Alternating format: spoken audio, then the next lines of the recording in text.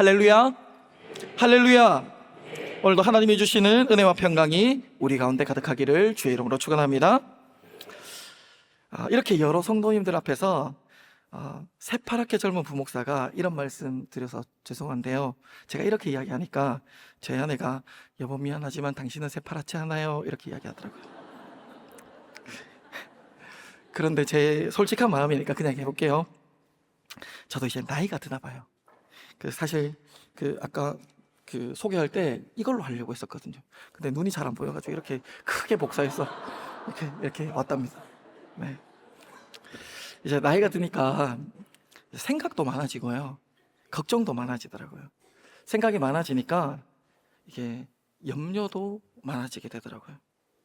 제가 이런 생각을 왜 하게 됐냐면, 제가 알던 기라성 같은 목사님들 있잖아요. 그분들이 은퇴하시고 소천하는 소식을 접할 때마다 그러면 이제 한국교회는 어떡하지? 라는 생각이 들더라고요. 여러분, 옥하는 목사님 아시죠?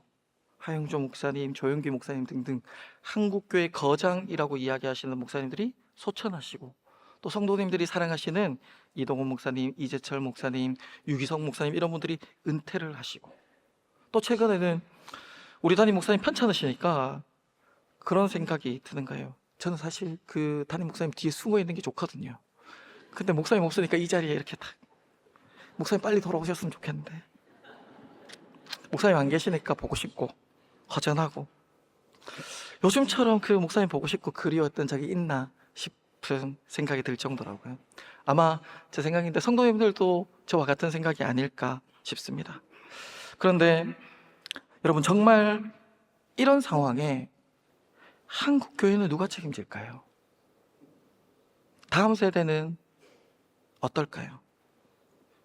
또 한국 교회와 사회는 우리가 어떻게 섬겨야 할까요? 이 미래에 대한 불확실성 때문에 대비하고 준비해야 하는 것이 분명한데, 어떻게 준비해야 할지 분명하고도 확실한 대안이 없는 상황이라서 솔직하게 걱정이 되더라는 것입니다. 요즘 많은 교회들이 힘들다고, 어렵다고 하는 소식들이 들려요. 교회가 힘드니까 자연스레 성도님들도 힘들어지죠. 힘드니까 교회에 모이기도 어려워지고, 이런 시대의 풍조가 지속되면 어떻게 될까요? 교회는 더 힘들어지고 성도는 더 건강성을 잃어버리겠죠. 그런데 이런 걱정을 저만 하는 게 아니더라고요. 오늘 본문에 나오는 각 지파 장로들도 이런 걱정이 있었습니다. 오늘 본문은 이스라엘 백성의 모든 장로가 라마에 있는 사무엘에게 찾아갔습니다. 찾아가서 사무엘에게 뭔가 요청하거든요. 왜 이렇게 사무엘에게 찾아가서 요청하냐? 미래가 걱정되었기 때문이에요. 그동안 이스라엘의 사사였던 사무엘이 이제는 나이가 들고 늙어서 더 이상 이스라엘의 온 지역을 감당할 만큼 힘이 없었거든요. 그래서 사무엘은 대안으로 누구를 세우냐면 자기 자녀들을 세워요.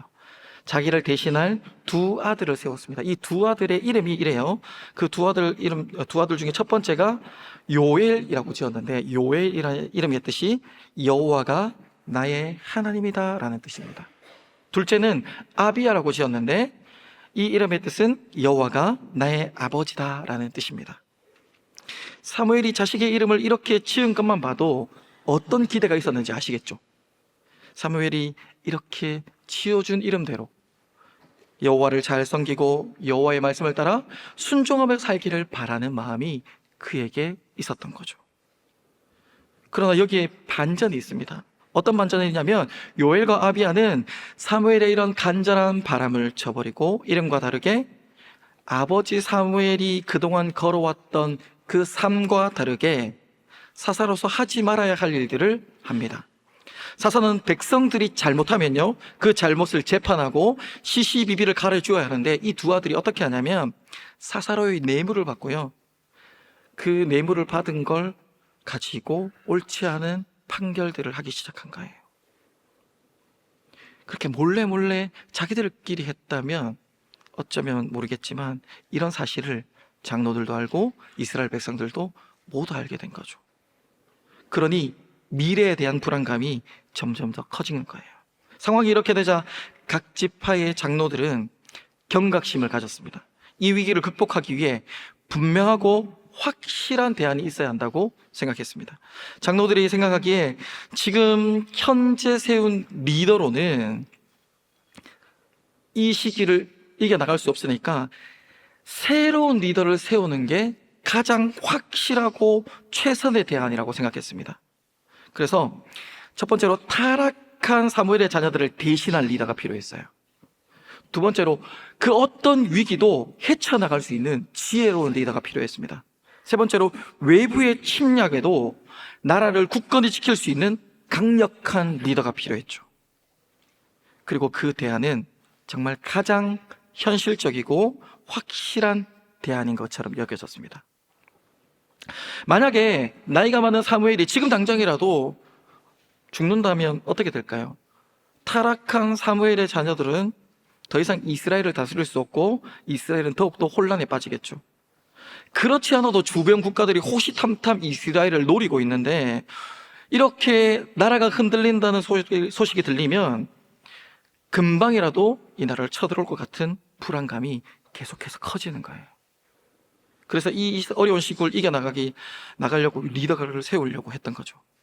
흔들리는 사람들의 마음을 사로잡고 강력한 리더십으로 이 나라를 지켜낼 탁월한 리더가 필요했습니다. 그래서 사무엘에게 찾아갔습니다. 사무엘에게 찾아가서 왕을 세워달라고, 왕을 세워 다스리게 해달라고 요청합니다. 왜냐면요, 이미 주변의 국가는 왕을 세워서 국방을 튼튼하게 하고 경제 발전도 이루고 정치와 문화를 발전시켜가고 있는 중이었기 때문입니다. 여러분, 우리도 그렇잖아요. 옆집에 잘 되면 뭐 때문에 잘 되는지 그거 배워서 우리도 잘 되고 싶잖아요. 아닌 것처럼 가만히 계시는데, 네, 아이들 학원 보낼 때 안 되는 학원에 보내시나요? 아이들 잘 가르치는 학원, 잘 세워가는 학원, 그런 것들 하잖아요. 여러분, 돈 투자할 때 망할 때 투자하세요? 잘 되는데 알아보고 이렇게 투자하잖아요. 주변에 보니까 왕을 세워서 국가를 그렇게 잘 이끌어가는 거예요. 그래서 사무엘에게 왕을 세워 다스리게 해달라고 요청합니다. 오늘 본문 5절을 함께 봉독해 보겠습니다. 그에게 이르시되, 시작.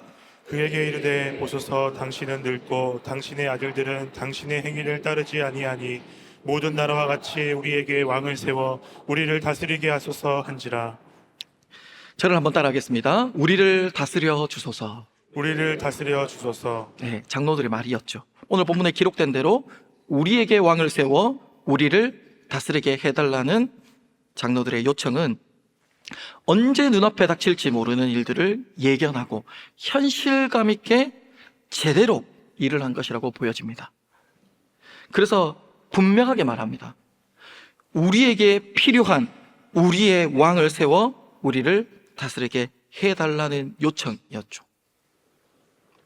당시 이스라엘 장로들이 요청한 이 요구는 우리에게 필요한, 진짜 우리에게 꼭 있어야 하는 그 왕이라고 생각되어지는데, 그 이유를 오늘 본문 5절에는 어떻게 표현하냐면 이렇게 표현합니다. 5절에 기록된 말씀을 볼 때 모든 나라와 같이라고 표현합니다. 5절 말씀을 한번 더 보여주실래요? 이렇게 이야기합니다. 그에게 이르되, 보소서, 당신은 늙고 당신의 아들들은 당신의 행위를 따르지 아니하나니, 소망이 없다는 거죠. 미래가 없다는 거죠.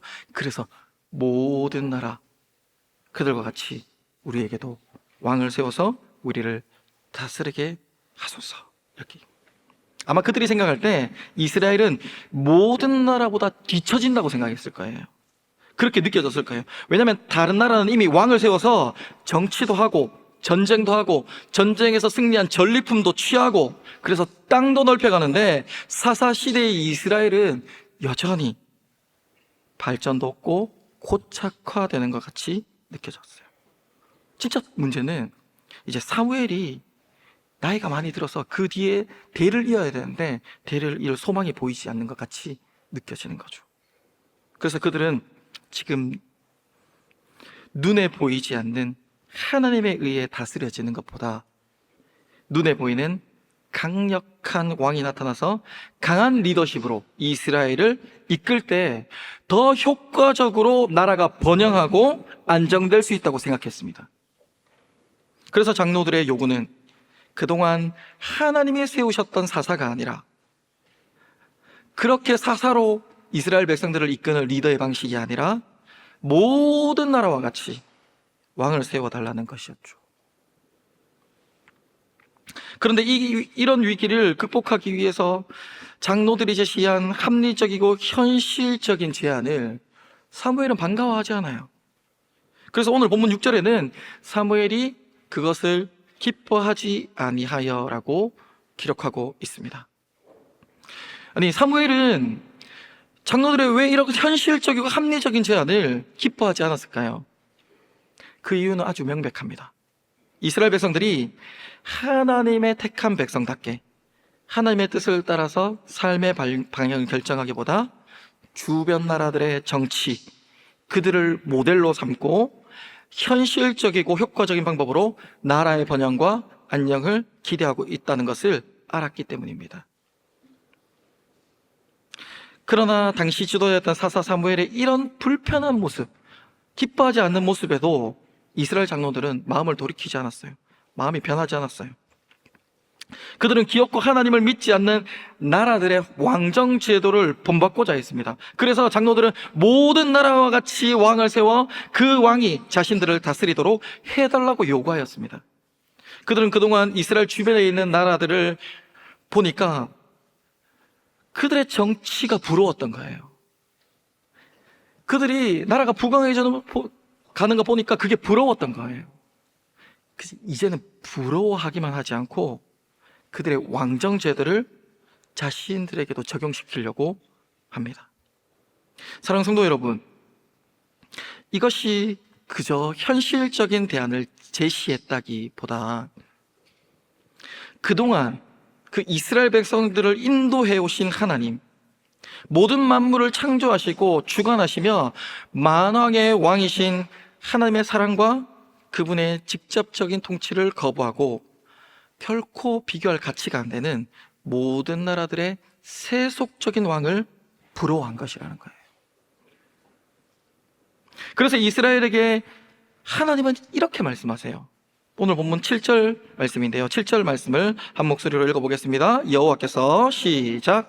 여호와께서 사무엘에게 이르시되 백성이 내게 한 말을 다 들으라. 이는 그들이 너를 버림이 아니요 나를 버려 자기들의 왕이 되지 못하게 함이니라. 아멘. 하나님이 분명하게 이야기하죠. 하나님은 사무엘에게 아주 무섭게 이야기합니다. 모든 나라와 같이 왕을 세워달라고 하는 것은 그냥 왕을 세워달라는 말이 아니다. 그들이 나를 버린 것이다 라고 말씀합니다. 그리고 그들이 나를 버려 자기들의 왕이 되지 못하게 함이라고 분명하게 말씀합니다. 왜냐면요, 하나님은 왕을 요구하는 그들의 요구 속에 그 동기가 잘못되었다는 것을 이미 아시고 계셨기 때문입니다. 겉으로는 사무엘의 아들들이 사사의 역할을 제대로 하지 못하니까 제대로 된 리더가 필요합니다. 지금 이 어려운 시국에 미래가 불투명한데 제대로 된 왕을 세워서 이 시기를 이겨나가야 되지 않겠습니까? 하는 아주 괜찮은 제안을 하고 있지만 실제로 그들의 마음속에는 하나님을 거절하고 있는 것이 분명했기 때문입니다. 사랑하는 성도 여러분, 오늘 말씀을 보면 우리는 너무 잘 알잖아요. 지금까지 이스라엘을 인도하셨던 왕, 지금까지 그들을 지키셨던 왕, 지금까지 그들을 다스렸던 왕은 누구십니까? 하나님 아니십니까?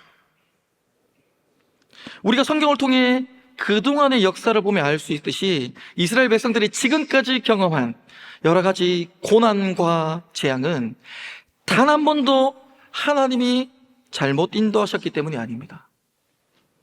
오히려 하나님의 백성들인 그들이 하나님의 통치와 다스림을 벗어나 하나님의 뜻을 저버렸기 때문에 당하는 고통의 문제들이었습니다. 하나님은 그들에게 가장 좋은 것으로 은혜 베푸셨지만 그들은 하나님보다 주변 나라들의 모습을 보며 그들을 동경하고 우상을 섬기고 불의한 일을 행하였던 것입니다. 오늘 본문의 이스라엘 장로들의 요청은 이런 아픔의 역사를 반복하겠다는 뜻이에요. 기어코 그들의 왕을 세워서 하나님을 대적하는, 하나님을 믿지 않는 그 악한 무리와 같은 그 모습을 닮아가겠다는 뜻입니다. 사실 이런 모습은 이스라엘 백성들에게만 있는 게 아니더라고요. 저도 그렇게 하고 싶더라고요. 지금은 이렇게 강단에 서서 멀쩡히 하나님의 말씀을 전하고 있지만 사춘기 시절 저는 거의 망나니였습니다. 부모님이 먹여주고 입혀주고 돌봐주었는데 부모님의 말씀보다는 친구의 말이 저에게는 더 중요하고 소중하게 여겨졌습니다. 그래서 저는 그때 의리뱀의 시체인 줄 알았습니다. 여러분 사진을 하나 보실래요? 보신 적 있으신가요? 네, 이부랑 다르시네요. 네, 요걸 보시면 기억나는 데가 있을 거예요. 하루는 그 친구가 너무 답답하고 힘들다고 해서 집에 들어가기 싫다는 거예요. 그래가지고 학교 가기 싫고 그래가지고 친구랑 같이 가출했습니다. 둘이서 부모님이 받은 용돈을 가지고 이렇게 그 버스를 타고 북부정류장으로 갔습니다.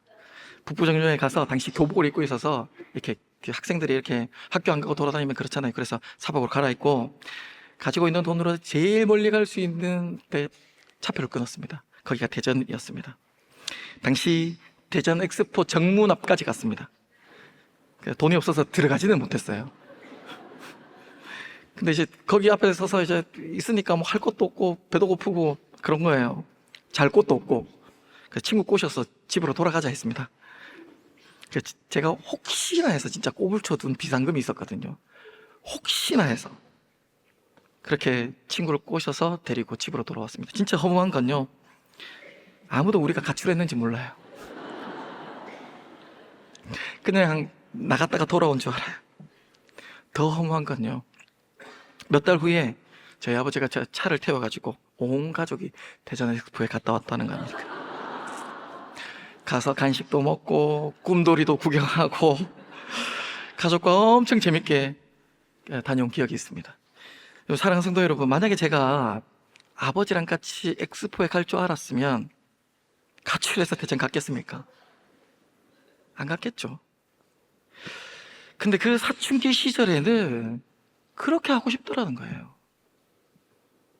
고생은 고생대로 하고 마음은 불편한데 그걸 내 뜻대로 하고 싶은, 내 뜻대로 하고 싶은 마음, 내가 결정하고 싶은 마음, 내가 판단하고 싶은 마음이 들더라는 거예요. 오늘 본문에 나오는 장로들도 그렇습니다. 자신들이 선택된 하나님의 백성이라는 것을 알고 있지만 하나님의 백성답게 구별된 삶을 살아야 하지만 지금 당장 눈에 보이는 자기들의 왕을 가지고 싶은 거죠. 사랑하는 성도 여러분, 오늘 이 말씀을 대하는 우리는 지금도 우리를 다스리시고 우리에게 은혜를 베푸시는 하나님을 바라볼 수 있기를 바랍니다. 그리고 우리의 참된 왕 대신 하나님을 섬기며 살기를 작정하는 믿음의 사람들이 되시기를 주의 이름으로 축원합니다. 아멘. 그런데요, 하나님은요, 이런 장로들의 불의한 요청을 그냥 무시하지 않으세요. 이상하게 허락해 주세요. 오늘 본문 9절 말씀인데요, 9절 말씀을 함께 봉독해 보겠습니다. 그러므로 시작. 그러므로 그들의 말을 듣되 너는 그들에게 엄히 경고하고 그들을 다스릴 왕의 제도를 가르치라. 아멘. 9절 시작을 이렇게 하죠. 그러므로 그들의 말을 듣되, 허용해 주신다는 말이죠. 하나님은 그들에게 왕을 허락하시며 한 가지 말씀을 하시는데 다스릴 왕의 제도를 가르치라는 것입니다. 저를 한번 따라하겠습니다. 다스릴 왕의 제도. 다스릴 왕의 제도.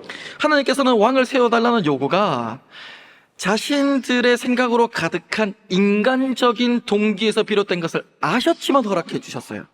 왜냐하면 하나님은 그들의 생각을 다 아시고 인간적인 왕이 세워져도 그 왕 역시 하나님이 다스리며 이끌고 가실 것을 이미 작정하셨기 때문입니다. 한 번 더요.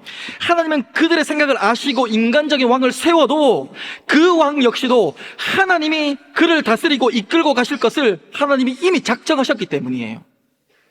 그래서 그들이 세워달라고 하는 왕을 세울 것을 허용해 주시는 거죠. 그러면서 하나님께서 사무엘에게 분명하게 알려주라고 말씀하십니다. 백성들이 요구하는 왕을 허락하되 이 제도가 시행될 때 일어날 폐단들을 알게 함으로 그들이 경각심을 가지라고 말씀해 주세요. 이 경각심을 가져야 하는 이유들, 이게 오늘 본문 뒤에 11절부터 18절까지 이렇게 쭉 불의한 왕들의 내용들이 기록되어져 있거든요. 제가 이걸 간략하게 정리해서 한번 말씀드릴게요. 왕이 세워지면 그 왕이 너희 아들들을 데려다가 군인으로 삼고 전쟁에 보낼 거야. 그들이 너희 아들들을 데려다가 밭을 갈게 할 거고 추수할 때 종으로 쓸 거야. 뿐만 아니라 전쟁을 해야 되기 때문에 무기를 만드는 힘든 일을 너희 아들에게 시킬 거야. 또 너희 딸을 데려다가 향료와 요리를 하는 시녀로 삼을 거다.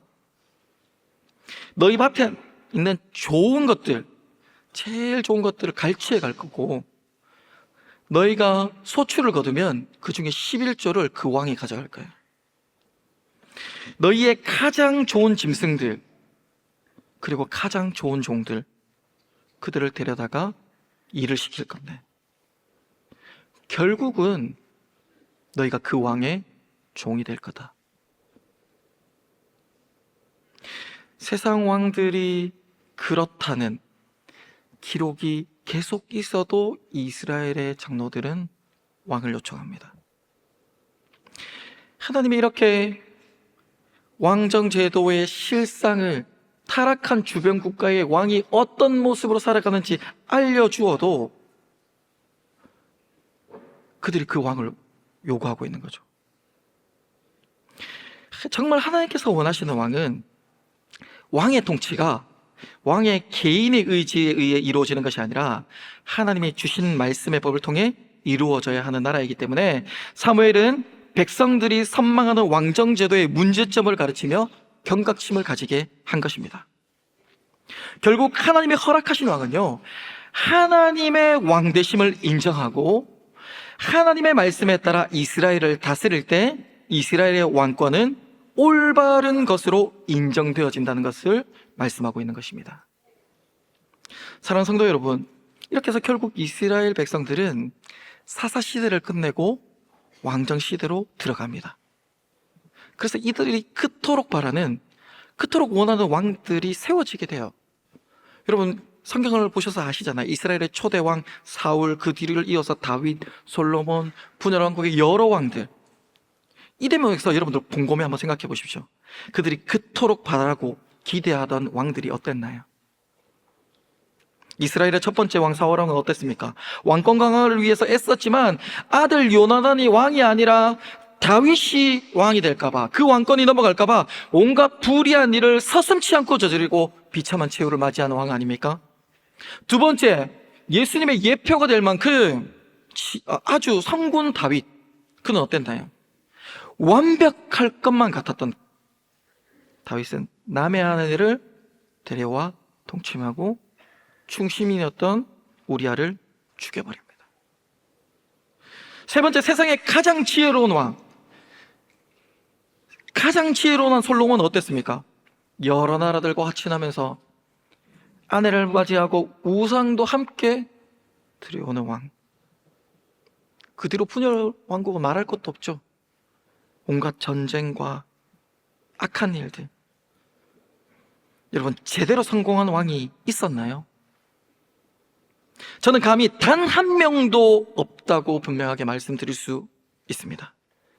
사랑하는 성도 여러분, 세상 왕은요, 아무리 좋아 보이고 아무리 멋있어 보이고 대단해 보여도 한 사람도 빠짐없이 모두 실패할 수밖에 없습니다. 왜냐면요, 우리의 진정한 왕은 예수 그리스도밖에 없기 때문입니다. 저를 한번 따라하겠습니다. 우리를 다스릴 진정한 왕 예수 그리스도. 예수 그리스도. 우리 예수 그리스도가 우리의 왕이심을 아시죠? 그런 분들이 이 자리에 앉아 계시잖아요. 이미 예수님이 왕이신 걸 인정하시고 왕이신 걸 아시지만 제가 몇 가지만 제시해 보겠습니다. 왕으로 오신 예수 그리스도를 가장 잘 소개하고 있는 성경이 마태복음인데요. 마태복음에서 세 가지 정도만 제가 특징 잡아서 한번 말씀드려 볼게요. 첫 번째는 왕의 족보와 헤롯 왕이 죽이려고 했다는 사실입니다. 마태복음 1장은 족보로 시작합니다.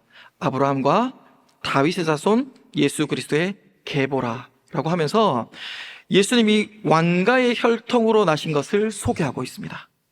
그리고 이어지는 것은 수태고지와 예수님의 탄생, 동방박사의 경배, 그리고 당시 유대의 왕이었던 헤롯 왕이 예수님을 죽이려고 그때로부터 태어난 사내 아이들을 죽여버리는 일이 일어나죠. 헤롯 왕이 그 어린 아기가 뭐라고 이렇게 아이들을 죽이겠습니까? 자신의 정적이라고 생각할 만큼 예수님은 분명한 왕이셨던 거죠. 두 번째는 찬송받으시는 예수님입니다. 마태복음 21장에 보면 예수님께서 예루살렘으로 입성하실 때 온 성이 소동할 정도로 많은 사람들이 거리로 몰려나서 종려나무와 겉옷을 그 길에 깔고 호산나 다윗의 자손이여 찬송하리로다 주의 이름으로 오시니여 하고 하면서 찬송하며 예수님을 높이셨습니다. 이스라엘 백성들이 그토록 기다렸던 왕을 찬송하는 소리였습니다. 세 번째로 유대인의 왕. 마지막으로 마태복음 27장에 십자가에 달리실 때 그 머리 위에는 유대인의 왕 예수라는 죄패가 붙었더라라고 기록되어져 있거든요. 예수님은 분명한 왕이셨습니다. 그런데요, 예수님은 분명한 왕으로 오셨지만 세상에 있는 왕들처럼 군림하고 압제하고 수탈하는 왕이 아니라 섬김의 왕으로 오셨습니다. 세상의 왕은 백성들을 종으로 삼고 시종들게 하지만 예수님은 먼저 섬기고 제자들의 발을 씻기셨습니다. 세상 왕은 그들을 데려다가 힘든 일을 시키면서 괴롭게 하지만 무거운 짐을 지우지만 예수님은 수고하고 무거운 짐지자들에게 다 내게로 나오라고 하면서 그들에게 가벼운 멍에를 바꾸어 주셨습니다. 세상 왕은 전쟁에 나가서 그들을 죽게 하지만 예수님은 자신이 십자가에 내어줌이 되고 제물이 되어 주셔서 우리에게 영원한 생명을 주시는 왕이 되셨습니다. 사랑하는 성도 여러분, 미래를 걱정하며 장로들이 그토록 원하던 왕은 누구였습니까? 눈앞에 뻔하게 보이는 실패할 왕들 아니었습니까? 저는 그 장로들을 보면서 저랑 꼭 닮았다고 생각이 들더라고요. 저도 지난 시간 돌아보면 내가 왕이고 싶을 때가 많았습니다. 내가 하고 싶은 대로, 내가 듣고 싶은 대로, 내가 이루고 싶은 대로, 내가 존중받아야 할 왕이 되어서 판단하고 결정하고 싶은 왕. 가장 먼저 내 마음에서, 내 감정에서 동의가 일어나야 뭘 행하는 왕. 그게 내 가정에서, 내 직장에서, 심지어 교회에서조차도 내가 생각한 대로 되지 않으면 언제든지 분노를 표출하고 포효하는 무서운 왕이 되어 있었습니다. 우리의 참된 왕 대신 주님이 기뻐하시는 삶이 있는데도 주님을 기쁘시게 하는 것보다 나를 기쁘게 해야만 속이 시원한 왕이더라고요. 결국은 사사시대로 돌아가서 내 소견에 옳은 대로 판단하고 결정하는 왕이 되었다는 것입니다. 사랑하는 성도 여러분, 소견에 옳은 대로 행하던 이스라엘 백성들에게 하나님은 어떻게 하셨죠?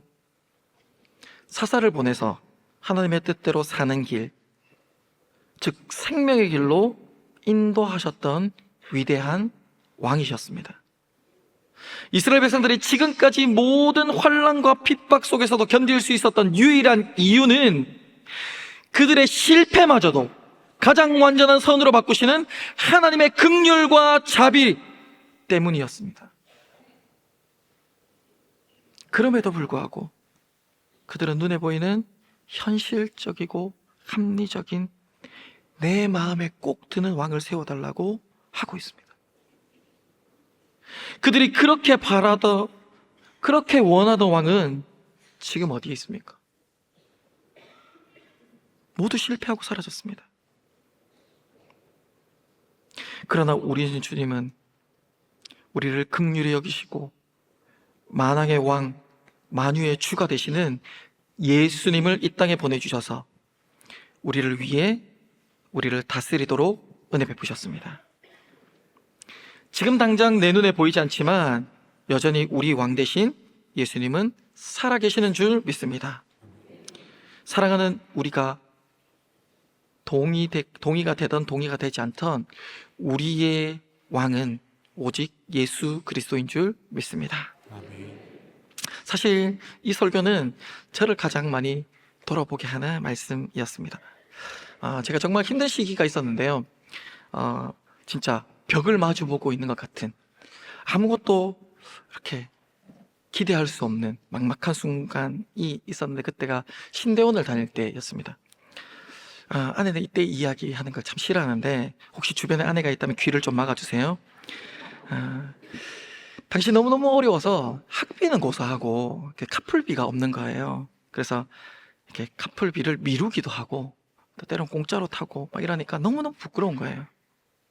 그러다가 결국은 이렇게 시간이 지나서 학교를 제적당합니다. 사실 그때 그 자존심도 다 버리고 학업을 했는데 아무리 미루고 미뤄도 학비를 낼 수 없는 거예요. 속으로 얼마나 속상하던지. 또 한 가정의 가장으로 처자식을 책임져야 하는 상황에 공부를 한답시고 가정도 공부도 제대로 하지 못하는 생각이 너무너무 힘들더라고요. 당시 아내에게 말도 못하고 속으로 이렇게까지 공부해야 되나 이런 생각이 들었습니다. 그리고 이렇게 작은 의자에 앉을 때마다 하나님 앞에 기도했어요. 하나님 진짜 너무하신다고. 하나님 어떻게 이렇게까지 모른 척 하실 수 있냐고. 내가 무슨 부귀 영화를 누리겠다고 이 공부를 하는 것도 아니고 이 정도 되면, 이쯤 되면 하나님이 나서줘야 되는 거 아니냐고 막 따졌어요. 근데 하나님이 찾아오셔서 이렇게 말씀하시더라고요. 진짜 네 왕이 누구냐? 너 아니냐?